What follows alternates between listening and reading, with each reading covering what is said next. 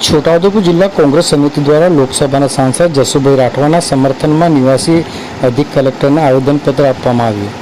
છોટાઉદેપુર લોકસભાના સાંસદ જસુભાઈ રાઠવા કલેક્ટરશ્રીને લેખિત ફરિયાદ કરી છે કે તેઓને જિલ્લાના અધિકારીઓ કોઈ માહિતી આપતા નથી, કાં તો મોડા આપે છે અથવા અધૂરી આપે છે, જેના કારણે તેઓ વિસ્તારના અને લોકોના પ્રશ્નોની જિલ્લા સંકલન મિટિંગ કે અન્ય જગ્યાએ યોગ્ય રજૂઆત કરી શકતા નથી. તે જિલ્લાના લોકો અને વિસ્તારના ન્યાય માટે ખૂબ જ ગંભીર બાબત છે. તેથી સંસદ સભ્ય રીતે કામ કરી શકે તે માટે તેઓને સરકારી તંત્ર પૂરો સહકાર મળે તેની માંગણી સાથે છોટા જિલ્લા કોંગ્રેસ સમિતિ દ્વારા આજે તારીખ 23મી સપ્ટેમ્બર 2024ના સોમવારે 11 કલાકે નિવાસી અધિક કલેક્ટરને આવેદનપત્ર આપવામાં આવ્યું હતું.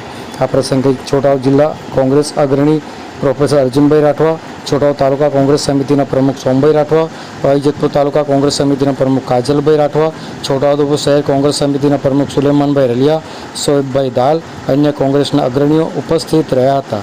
આવો સાંભળીએ આ અંગે છોટાઉ જિલ્લા કોંગ્રેસ સમિતિના અગ્રણી પ્રોફેસર અર્જુનભાઈ રાઠવા શું કહી રહ્યા છે, સાંભળો તેઓના મુખે. આજે અમે છોટાઉદેપુર જિલ્લા કોંગ્રેસ સમિતિના આગેવાનો, છોટાઉદેપુર તાલુકા કોંગ્રેસ સમિતિના પ્રમુખ માનનીય સોમભાઈ રાઠવા સાહેબ,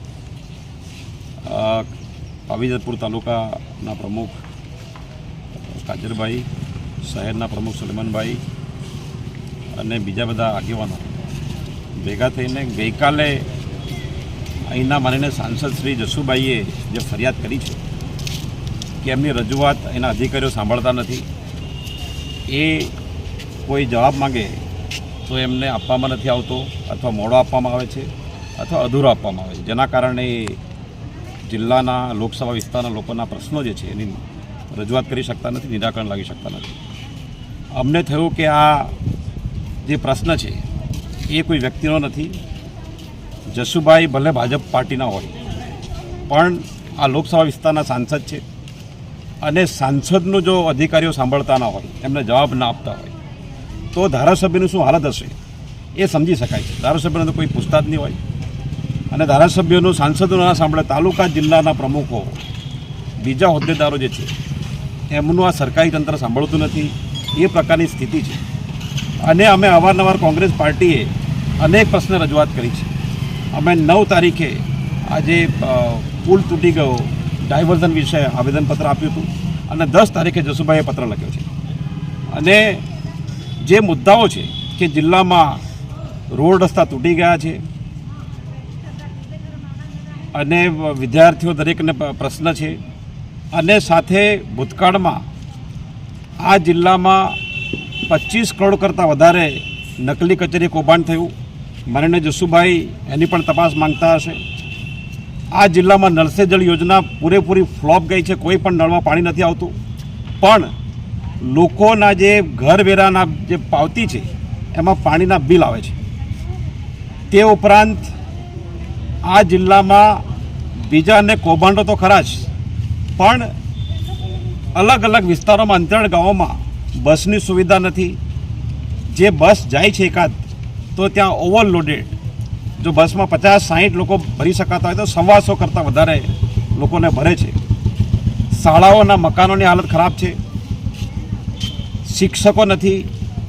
આ પ્રકારની જે સ્થિતિ છે એનાથી લોકો ત્રાહિમામ છે, ભયંકર ભ્રષ્ટાચાર છે. અને એવી સ્થિતિમાં સાંસદ સાહેબ, ધારાસભ્યો, એમના પદાધિકારીઓ જે સરકારમાં છે એ ગામડામાં જઈ શકતા નથી. અને એમને જો જવું હોય તો સરકારનો એ કાર્યક્રમ બનાવવો પડે છે, અને અધિકારીઓ પાછળથી એ લોકો એની પાછળ રહીને જઈ શકે છે. આ પ્રકારની સ્થિતિ ખૂબ જ ખરાબ કહેવાય. અમને લાગે છે કે ભાજપમાં સંગઠન અને પદાધિકારીઓ વચ્ચે કોઈ પ્રોબ્લેમ હશે, મનમેળ નહીં હોય. ભૂતકાળમાં એમના ઝઘડાઓ થયા છે, એવું બહાર આવ્યું છે, અને એમને એમનું સંગઠન સહકાર નહીં કરતું હોય, એ બરાબર નથી. જે કામ ભાજપના સંગઠને કરવું જોઈએ તે કામ અમે કરી રહ્યા છીએ, એટલા માટે કે સાંસદ, ધારાસભ્યો અને પદાધિકારીઓનું અધિકારીઓ સાંભળવા જોઈએ, જેથી લોકોને ન્યાય મળે. તો આ અમે કરી રહ્યા છીએ. અને આવતા દિવસોમાં જસુભાઈ, માનનીય સાંસદ શ્રી, ધારાસભ્યો, એમને જો હજી પણ કોઈ નહીં સાંભળે તો અમે એમને પૂરો સહકાર આપવા માંગીએ છીએ. જો એ લોકો આ તંત્ર સામે, સરકાર સામે આંદોલન પણ કરશે તો અમે એમની પાછળ ઊભા રહેવા માટે પણ કોંગ્રેસ પાર્ટીના એક કાર્યકર્તા તૈયાર છે. એ અમે આવેદનપત્ર આજે આપ્યું છે, અને અમને આશા છે કે અમારા આવેદનપત્રથી ભાજપના અહીંના જે સાંસદ છે જસુભાઈ, એમનું અધિકારીઓ સાંભળશે, અહીંના 3 ધારાસભ્ય છે એમનું અધિકારીઓ સાંભળશે અને બીજાનું સાંભળશે અને લોકોનું કામ થશે એવી અમને આશા છે. અને આશા રાખી આપણા માધ્યમથી આ વાત સરકારી તંત્રને પણ પહોંચશે.